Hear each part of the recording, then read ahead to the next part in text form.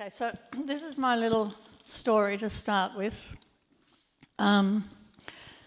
It's very nice to be in Belgium.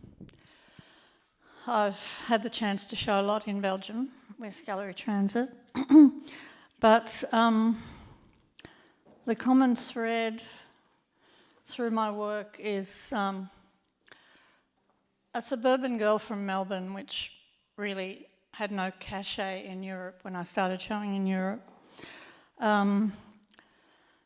Making work about her world through the lens of conceptual art, which was developing in the late 60s, early 70s, and I went to art school in 1970. So all my thinking about art was very influenced by conceptual art, European, but particularly American. So in many ways, the humble activity of expressing my limited world, a long way from any centres, a long way from thinking, I'm a New York artist, I'm a London artist. It made a particular mentality, and I just thought that I had to do what I could do, but very much to do with conceptual art. So I had my first show in Europe, in Frankfurt, in 1990. That was with Gallery Ernst Hilger. He really took a huge long shot. He said, yes, you're Australian, you're a woman, you're completely unknown. I have very valuable real estate here, but I will give you a break. And I was 39 years old, which was still fortunately considered young enough to start in Europe.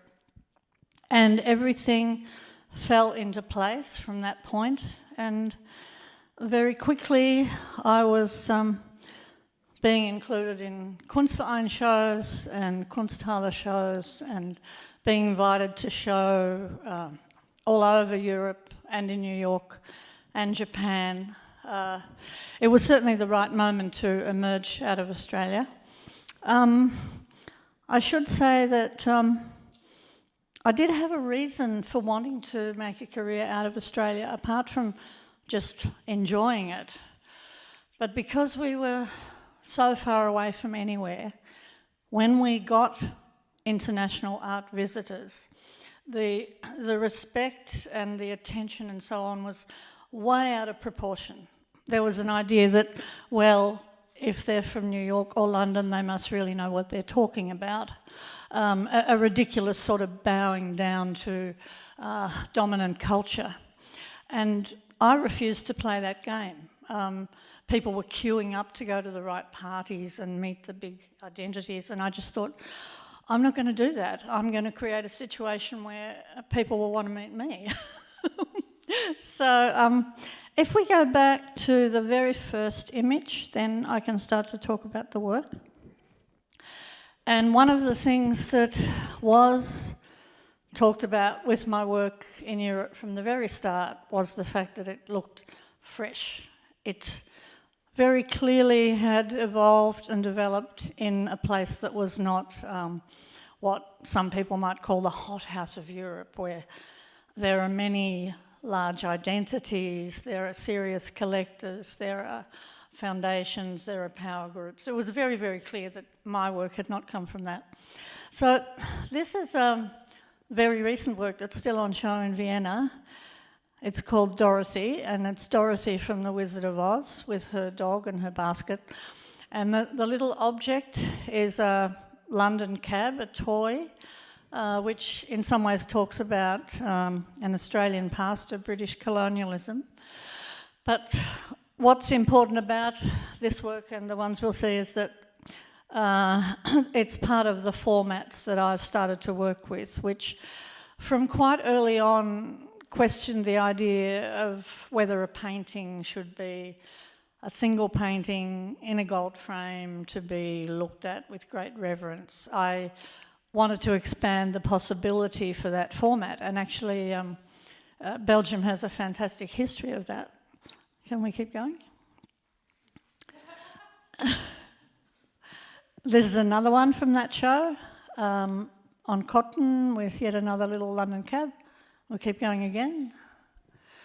This is a traditional large painting. I still do those. I find that what's really interesting about having been making paintings for 45 years is that if you trained in the 70s as a painter, it's actually very hard to kick that habit.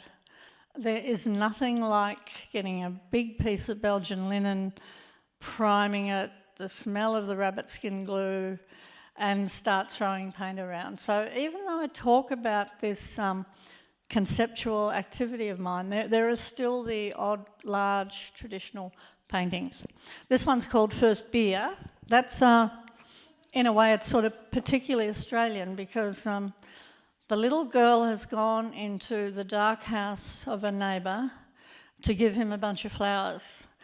And he's offered her his beer that he's drinking because on a hot day in Australia, a lot of people are drinking beer. But it's a transgressive moment because he's offering a tiny girl alcohol. It's terrible. Now, a very important part of my life is expressed here. That's a young Nick Cave there on the bottom. And I met Nick when he was dropping out of art school. And he actually asked me to go and see his band. I was starting my first job in an art school. The year was 77. I was 26 and he was 18. But you know, he was just starting his band, so he needed people. So that first night was 20 people at a pub. It was $2 to get in, it was $2 for a beer, and the rest is history. And I think the lucky people who were there on that night did see genius at work. There was something very, very special about the way that Nick owned the stage. He had fantastic musicians. That was his drummer at the top who I started going out with. So they were great years. We can go on and see some more of that. This is a work not that far from that time. It's called Dream Palette, and it talks about dream images, text and colour.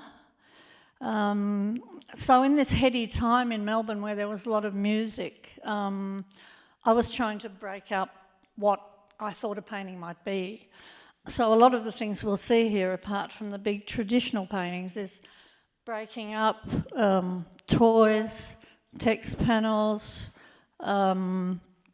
This is one of the last traditional big paintings with pigment. That's the bar at the Crystal Ballroom. The Crystal Ballroom was one of the main music venues at the time. That's a pretty big painting, about 12 by 6 feet. Keep going. This is an image from a retrospective I had at the Museum of Contemporary Art in Sydney 18 months ago, where I was lucky enough to show 100 pieces, and it showed from very, very early work right through to the paintings with objects. The one in the middle there has a bowler hat suspended on it, and it's on corduroy, and that's from the early 90s. And if we keep going, we'll see more like that. This was the late 80s, highly emotional work. The subject of the painting becomes text and the image becomes a footnote. Very turbulent time of my life, but yeah, great for making art. Keep going. This is a much more recent work on canvas with the tapestry and with little sequins sewn on. This was a very interesting show, curated at the university where I teach. Angela Goddard decided to concentrate on the text in my work, because what happened with that was I was putting words and little sentences and highly personal content on paintings pretty early on, early 80s, and the extreme point of that was these two paintings, which both say an original oil painting. So I was commenting on what a painting might be. Could a painting have no image and still be an oil painting in the history of art, and so on. So a lot of these works covered that history. I'll keep going. This one, this is a very traditional painting. It's 9 by 6 feet. It uses Japanese pigment on rabbit skin glue prime Belgian linen. But we'll just go back to that for a minute, sorry. It's just the idea that the horse has such a shiny coat that you can see your image in the horse. And so it's called He'll Be My Mirror, which is a sort of reference to Nan Goldin, the photographer. But yeah, He'll Be My Mirror. I can see myself in the horse. The little diamantes around the image refer to a Hollywood mirror. Yeah, keep going. Similar size, similar pigments. This one is very, very much about Brisbane, where I live in Australia. Very hot, very humid, very tropical climate. So you can walk out of your house and see a huge spider web that's been made overnight, and then a bird flying past with a snake in his mouth, and it's not unusual. And this one is, I'd say a traditional painting, but often the way I work with my unusual materials, it's not a plan of how can I make interesting paintings. I might walk into a $2 shop and see a packet of pom-poms, which are these things on the painting, and I'll just buy a packet and think, I can use that, and then I'll be making work and I'll stick them on, and the dots become these three-dimensional things. That one has been impossible to sell because I think pom-poms hold a lot of dust, and people know that. Yeah, this is some unstretched burlap, which is like material that sacks are made of. Shown in Tokyo with Tomio Koyama. It's an interesting set of images here because it shows you just how serious a gallery opening is in Tokyo. I mean, I'm talking, they don't really serve drinks. People look terribly seriously at art.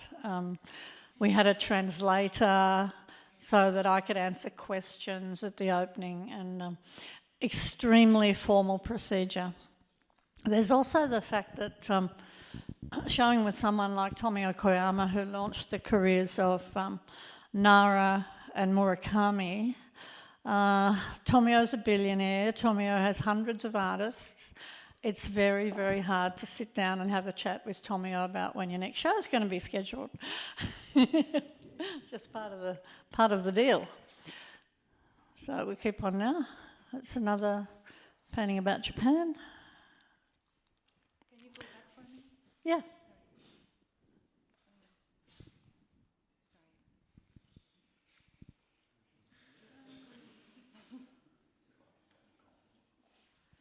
Okay, let's keep going. Yeah, now these ones, these are on deck chair canvas. So in Australia we spend a lot of time outdoors, so outdoor furniture is a big thing, and there are all these lovely coloured striped canvases. And in my exploration of unusual materials, where I'm saying, well, yeah, I make big traditional paintings, but I also do these other more experimental things. I did a whole show in London on these striped canvases, and also these other works called layerings, of which we have a number in the museum show that's opening on Sunday. There is one layer of thin fabric. Then there's another layer that the image is painted on. Then there's another layer on top. So your perception of being able to see the painting becomes very perverse. It's like trying to see something through a curtain or even underwear. It just makes the act of looking quite strange, and that's something I'm always interested in, testing those boundaries as well. Yeah, that was a show at a Gampel Gallery in London, which is a very lovely old school gallery. That beautiful space was in the West End. They lost that space. They couldn't afford to keep going there. And the entire contents of the gallery are in storage somewhere in London, and I don't know whether they'll get another space. Yeah. This is the Tokyo residency, where I was making the work in Tokyo. This is a show called Material Evidence that started from the university where I teach in Queensland, but was taken on by Rosenheim Kunstverein in Germany near Munich. One of the things I love about showing in Europe, and I talk about this at length in Australia because it is so unusual for Australia, is the beautiful spaces you get to show in. Because most spaces in Australia are lovely big white contemporary galleries, and you just don't have the history of really interesting buildings. So this is a mill. Rosenheim Kunstverein is a mill over water, and I did a residency there, and you woke up in the morning, you saw a iced over river, you saw swans trying to break through. Then the work was in these mill rooms, and yeah, I felt like I'm an artist working in Europe. It's a big deal. This is a very unhappy woman talking to a counsellor called a shrink in slang. So we call this Shrinkville, with the text panel and the toys. This one was a project at the Yokohama Museum in Japan. All unstretched, all very thin cotton fabric, in this case doubled over, and in this case a very nostalgic image of childhood in Melbourne in the 50s, where people did keep chooks in the backyard and you went out with the scraps and fed them and so on. Yeah. Yeah, now this is here in Belgium, Spielhoven event, where I showed a large painting on a tapestry background with me riding a horse, which is my hobby, and then a little toy train set where the train actually went around. So it's called training. But it was, they gave me the stables. The great thing about that, and actually in showing in Europe, is that I find there's an enormous attempt to work with what the artist would like to do. And because they knew it was going to be an image of a horse, they gave me the stables. It's great. Two women looking at a deer in upstate New York in the snow on corduroy. And Venice, yeah. Now look, Venice was 93, that's nearly 30 years ago. It does have an effect. I met Burton Dirk through Transit Gallery around that time, and we started working together. I got with a very nice gallery in northern Italy as well. So Venice does put the Australian representative on the world stage, which is something that Australian artists can get pretty desperate about. This show was designed for a very difficult space. The paintings are red velvet with a separate text panel, sometimes talking about the work, sometimes talking about something completely different, and some with black horsetails. Can we go back to the earlier one? Yeah, black horsetails, which is a prop I use quite a bit. Being involved with horses, when you compete with a horse sometimes if their tail doesn't look good enough. You can buy a false tail and you attach it, so plaiting it through the tail. But as a surrealist object, this hank of hair is very erotic in some ways. So that became one of my collage elements, and all these ones had it, and we've got some in the show that's opening on Sunday. Very excited to show them again. And keep going. Okay, this is how it all started.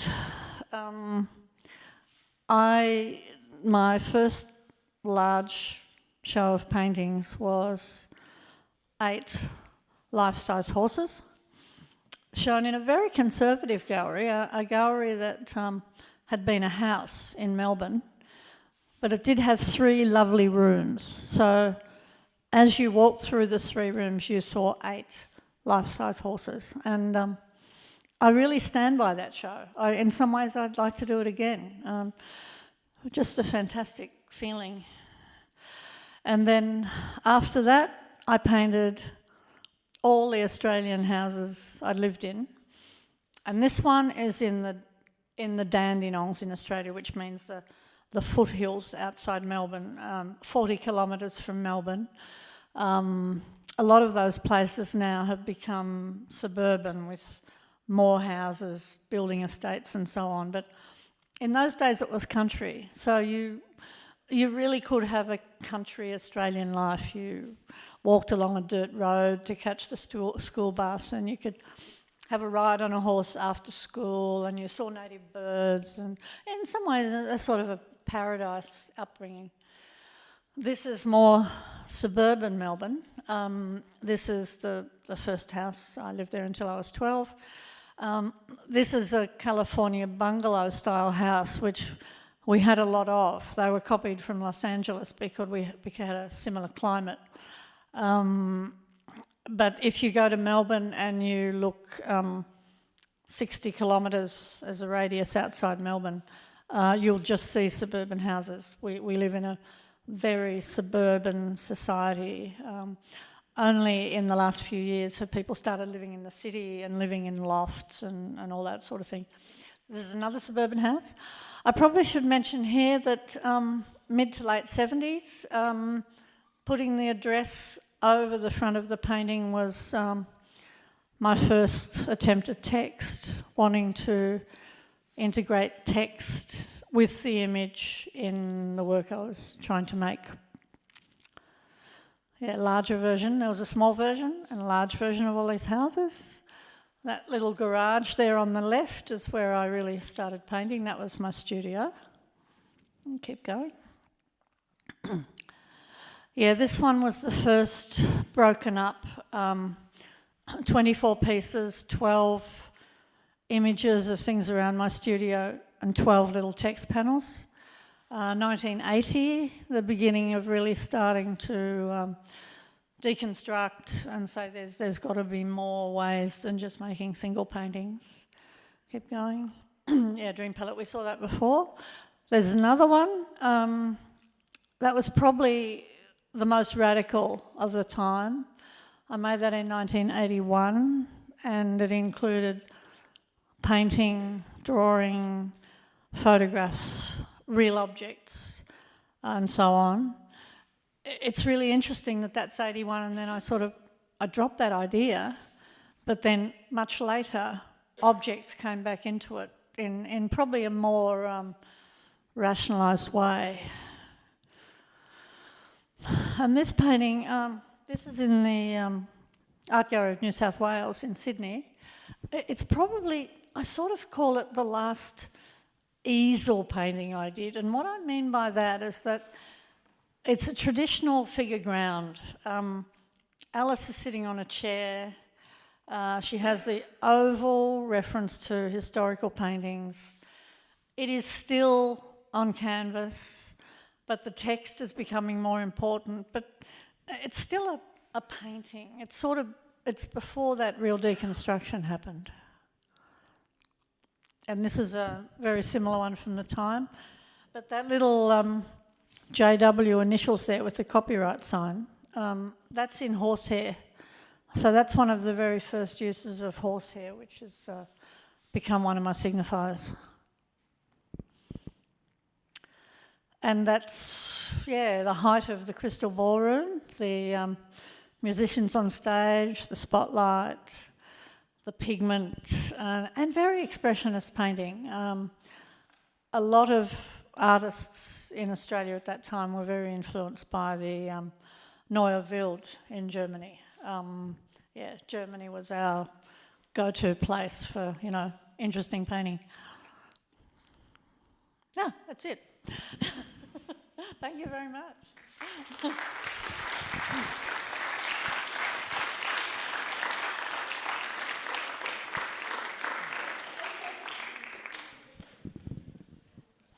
maybe we can open up the discussion a little bit.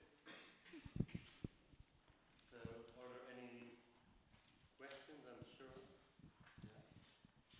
I was wondering what your personal relations are with figures like Alice and Dorothy, or for instance the Alice in Tokyo. Yeah, well, that's been deliberate to use fictional images of females and women with some idea that maybe that helps us explain a little bit about ourselves.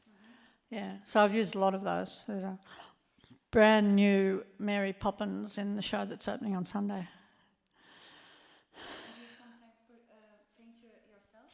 Sorry? Do you sometimes paint yourself? Yeah, no, there are a lot of self-portraits. These are this is a very reduced version of what I do, but if you look at some websites, there have been a lot of very deliberate self-portraits here. Maybe I also had a question. Yeah. Your work, if you read about it, or if people speak about it, is also a bit like if it is concerned with some kind of anti-conceptual art. Well, but in a way, if you look at your own works, it's quite related to. yeah. Look, I don't think anyone can question the importance of conceptual art and figures like Joseph Kosuth and so on, and the towers of people who really made us think about what art might be. But I felt that sometimes it became very academic. And what could I do? And what I realised I could do was filter my experience of growing up in suburbia in Melbourne, loving horses, rock stars, filtering all that sort of teenage content into a highly sophisticated conceptual look. And any teacher probably at that point could have said, you're crazy, that's never going to work. In fact, when I separated out the text panel from the painting and the works became two pieces, two of my Australian dealers said, you can't expect us to sell that. You know, it looked impossible, it looked ridiculous. But yeah, that was the way it worked for me, to filter something in that was so highly ordinary that it wouldn't look within the academic stream of conceptual art. Yeah. Maybe it's also more, in a way, post-conceptualism, as in conceptualism as like a very male art. Yeah, well, I think it has been. It has been. But I was lucky enough to be in New York in the mid-70s, and I met Lucy Lippard, who introduced me to her group of women artists, and women artists were doing fantastic things, which did slowly filter in, and I think in general now you see a lot more interesting work by women in shows and magazines and so on. Yeah, it's definitely improved. Now,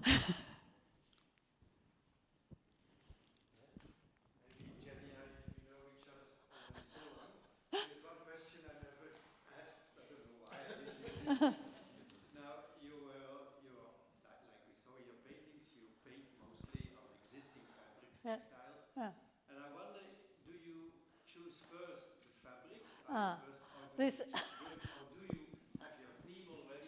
Yeah. That is a really classic question. So I'm not going to answer it. No, but anyway. I collect the fabrics when I'm travelling anywhere. That might be Asia or Europe or even the middle of Australia. And the fabrics will end up being a pile in my studio.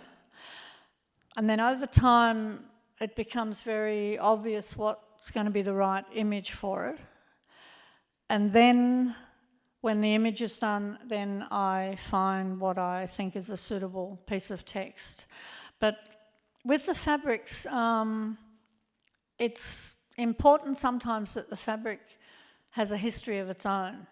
So I once found a piece in a dusty country town in Australia where my feeling was that this piece of fabric had been imported from France. It was a beautiful pink damask with dust on it at the bottom of a shelf in an old country store in Australia.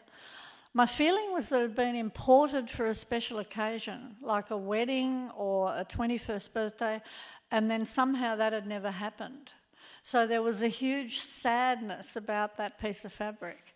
And that's something I'm looking for quite often, that the fabric has its own history before I start doing anything with it.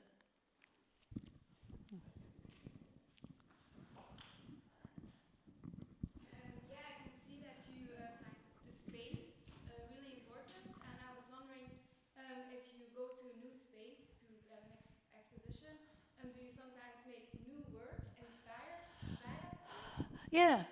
Yeah, that's one of the reasons I enjoy doing residencies in different places, because a different space can inspire you, a different availability of fabrics can inspire you, even sometimes hearing another language can inspire you. I did a very interesting residency in Hanoi, Vietnam, where they were wanting to bring modern artists into the country, and it was at the Fine Arts School there. And the program of the Fine Arts School there was extremely traditional practices. For example, they all had to make a public sculpture, something that would be in a public square somewhere in Vietnam. And there was one guy who was trying to subvert that. So he did a huge head of John Lennon with the long hair and the glasses, but that was his public sculpture. Now, the reason I'm mentioning that is because it was a very conservative art school, and I made quite a lot of work there. But Hanoi at the time was a place where there was a big presence of the military and police. You saw uniforms on every street corner. You certainly wouldn't want to be arrested for anything there. And the head of the school came through with a committee of maybe 5 people, all men, and they had a really good look at what I was doing, and they had a really good look at me, and then the boss announced, "Free woman." I represented something in Vietnam that they felt was very important for their culture at that time. And so I love doing that, and it does influence what I do, yeah.